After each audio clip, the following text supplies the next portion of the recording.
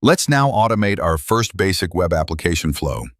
The app admin needs to ensure that the application build and release are defined, that are in line with your organization's description of this test cycle. The app admin also can add the AUT or the application under test, which is the reference to the application we will be automating. Using Watermelon, you can automate web, mobile, and green terminal applications. If we were working with mobile apps, we would need to upload the APK or IPA files into Watermelon. Note that Watermelon also supports applications built on Flutter. For green terminals, we would need to give Watermelon the IP address of the application and its credentials. For this demo, we will automate a web app for which an AUT has been added. In our case, it is an internet-facing insurance application. We need to make sure that the Watermelon extension is enabled on your Chrome or Edge browser and has the rights to work in incognito mode. Don't worry, you can also use it in normal, non-incognito mode as well if your organization has a problem with this. Let's now make our first web automation. We are in the test case workspace where we create a new test automation and give it a name, description, and tag. We also select the application we want to automate. We are now at the automation canvas. There's a lot of things here which we'll get into in future videos. For example, there is a search button to find no-code blocks which can be attached to your script. Right now, though, let's press the red record button and launch our application to automate. Pressing the record button launches the application, and you can then go through your application flow just like a manual tester. Watermelon's algorithm takes care of everything.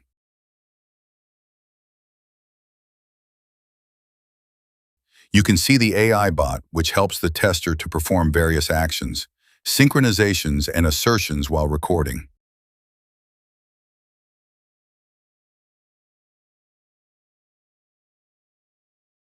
The recording can be paused at any time, and one can edit the script mid-flow.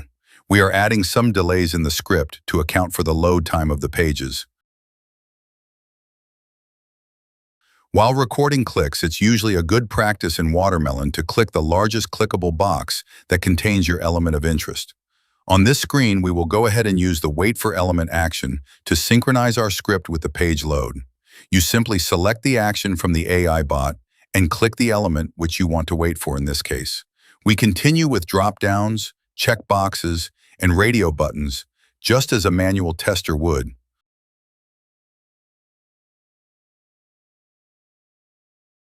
On this screen, we are using the Get Text action to capture the text on screen. In this case, the text readout of the annual income. It's a good practice to immediately put captured values into variables in our script before we forget what we captured.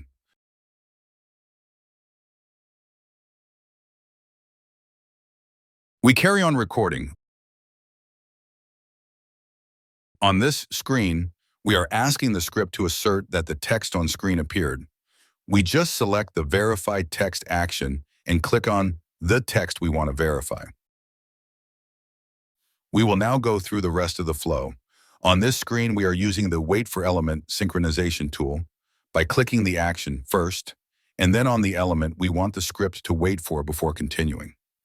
In the script, it's possible to right-click and duplicate blocks for ease of use. We are duplicating some of the sleep blocks to make sure our script waits for load times.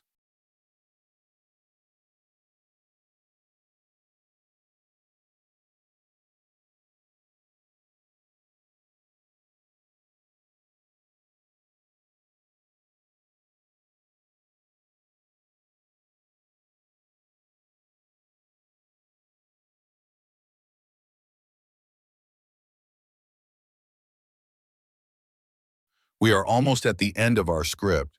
We are capturing the sum assured value from the UI using the bot action and storing it in a local variable.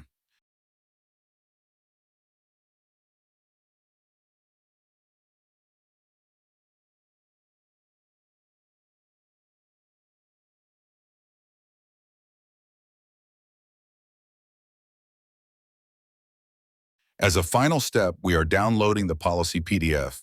We will deal with this in a future video.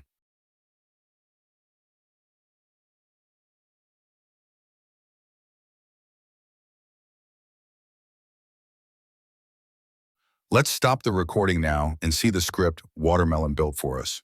In the auto-generated script, you can click on any of the elements and go to its properties and see all the XPath hierarchies captured by Watermelon's multi-locator algorithm.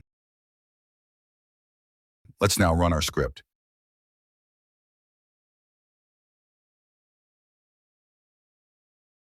You can follow the execution along on a live screen, which is executing on the Watermelon browser grid. After the full execution, you can see the status of each step in the full execution video and screenshots, if your app admin has allowed it. All assertion, data capture, and the like can be seen in the logs under each step. Apart from pass or fail status, Watermelon also captures early performance insights. This helps testing teams report back any unoptimized code back to engineering early on in the cycle. Congratulations! If you followed along, you have just automated your first test case using Watermelon.